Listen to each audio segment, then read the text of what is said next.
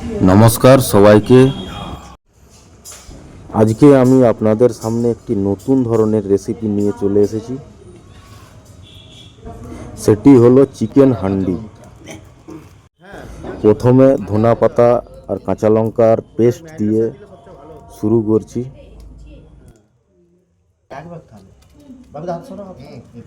Next লঙ্কা গুঁড়ো, এরপর হলুদ গুঁড়ো,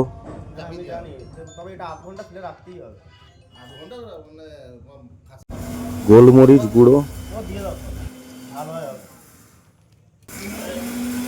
আমি চাইছি প্রথমে প্রথমে হাঁড়িটাতে তেলটা দিয়ে অল্প করে পেঁয়াজটা ভেজে একটু মশলা মতো করে তারপরে মান্ডা দিয়ে ঢাকা দেবে।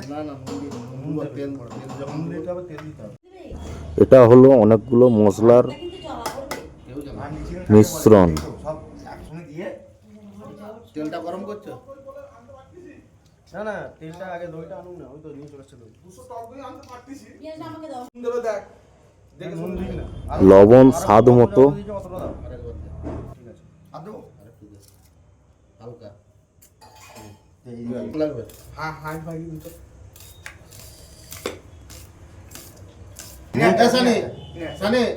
বক্সটা নিয়ে কিনতে চলে যাচ্ছি। যাবো আগে এখন টাইম লাগবে, এটা ম্যারিনেট করা টাইম লাগবে, এটা ম্যারিনেটটা অবশ্যই থাকবে। এরপর টমেটো পেস্ট দেওয়া হলো। তোর ওই বক্স নাই?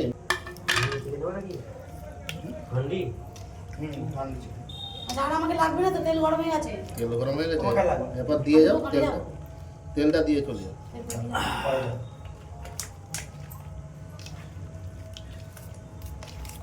বলো দাদা, দেশ বাড়িতে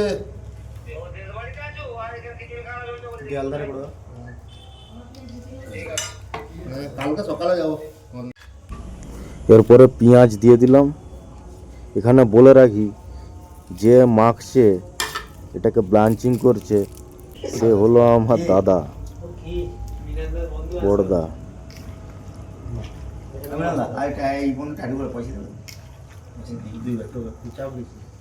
সেই দেখো এরকম সেই ছাপ লাগে খাটে তোলায় সব তোলায়। এরা তো জন্মগ্রহণ করেছে ওইখানে, দেবী পুরাটা রাখিস নি। অর্ধেকটা থাকবে দিয়ে না, অর্ধেকের বেশি কম থাকবে। এখানে কড়াতে গরম করা তেল ঢেলে দিতে হবে কিছুটা। দই আছে তো, দইটা দিলে মিক্সিং হয়ে যাবে তো। আগের বারে এর থেকেও কম তেল দেওয়া ছিল। হ্যাঁ, এই মাটির হাঁড়িটার মধ্যে এরপর সব ভরে দিতে হবে। হ্যাঁ, গোটা রসুন গোটা পেঁয়াজ সবই দিলাম। ছেড়ে দাও না, এর মধ্যে হয়ে যাবে। নেই বলছি। এটা কি দিয়ে হচ্ছে? সাই গরম মশলা দিবি? এখানে সাইজিরা পাবে না, এটাই কি গোটা পাবে না। গোটা হলে ভালো লাগবে। চিকেন মশলাটা দিতে হবে না, জানো? ওটা দিতে হবে না, মিট মশলা ওটা বেকার। মিট মশলা তো বলে দিলাম, ওই তো মিট মশলা দিয়ে দেওয়া। চিকেন মশলা দেওয়ার দরকার নেই। এই তো এখানে মশলাগুলো বাপিদা পেস্ট করলো, সব পেস্ট করে দেবে বাপিদা। এই এতে ফোড়ন দেবে না? আছে কাগজে একে দিয়ে আসছিল, একে দিয়ে আসছিল রাখতে, কোথায় গেল? কোথায় হলো দেখো কি বিশুকে দিয়ে আসছিল? বিস্কুট আর আসবে না। আরে বাবা, গোটা ফোড়ন দেওয়ার জন্য ডালচিনি এলাচ জৈত্রী ওগুলো ছিল, ওগুলো দিতে হবে তো তেলেতে। এতে কাগজে কিচ্ছু নেই। মুড়া ছিল, কাগজে মুড়ে ওকে দিয়েছিল। আর ঠান্ডা হয়ে গেছিল না, হাত আর সরাতে হবে। প্রথমে হাঁড়িতে তেলটা ঢেলে দিলাম। ঠিক আছে, চলো। হাঁড়িটা একটু নাড়িয়ে নিতে হবে যাতে হাঁড়ির চারিপাশে ভিতরে তেলটা লেগে থাকে। দিয়ে দাও, খুবই টেস্ট বাড়ে একটু। বেশি দিতে হবে না, আর দিতে হবে না। ঠিক আছে। এরপরে এক এক করে গোটা পেঁয়াজ, গোটা রসুন, মানে একটাই নেই। না না, সব তেজপাতা আর চিকেন হাঁড়িতে চালান করে দিতে হবে।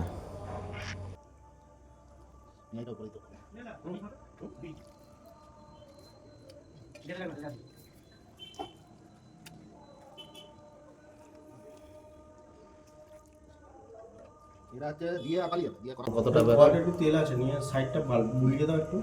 এই হাঁড়িটা একটু বড় লাগবে। এরপর আটা মেখে নিতে হবে। হাঁড়ির মুখটা বন্ধ করার জন্য। এটা টাইট করতে হবে, হাঁটাটা যাতে না পাতে পড়ে।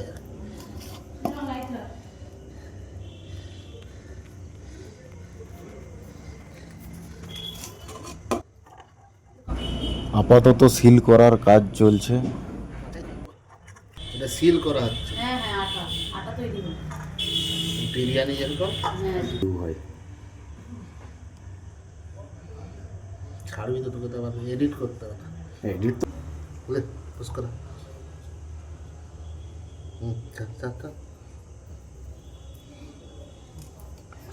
ওরকম করিস নি যে পাতাটা ঠিক ডাল একটু ছাড় গ্যাস। হ্যাঁ থাক। হালকা কর। আরে একটু হ্যাঁ, আগের বারে করেছি সেই কি আর হয়ে যাবে তখন ভরসা নেই কেন? আর একটু জোর দিতে হবে নাকি হবে? ওর হতেই হবে। আর একটু জোর কম দিতে হবে। প্রথমটা একটু জোর দিতে হবে, দিয়ে কম। খোল হ্যাঁ। চলো ও হান্ডি মার। আরে ভাই বলি কাকা ভালো আছো? দারুণ দারুণ। ঠিক আছে, হান্ডি রান্না তৈরি হয়ে গেছে। একদম সিম্পল রান্না, আপনারা ঘরে বানিয়ে দেখতে পারেন।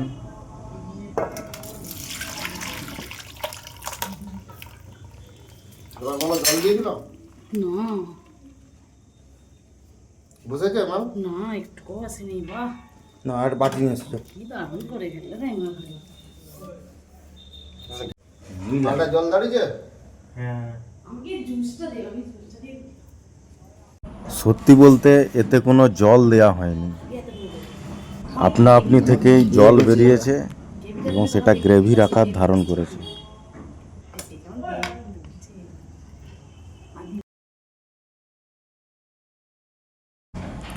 এবারে আমি খেতে বসে পড়েছি, খাচ্ছি, খুব টেস্টি লাগছে। সবাইকে অফুরন্ত ভালোবাসা, সবাই ভালো থাকবেন এবং ভিডিওটি দেখার জন্য ধন্যবাদ।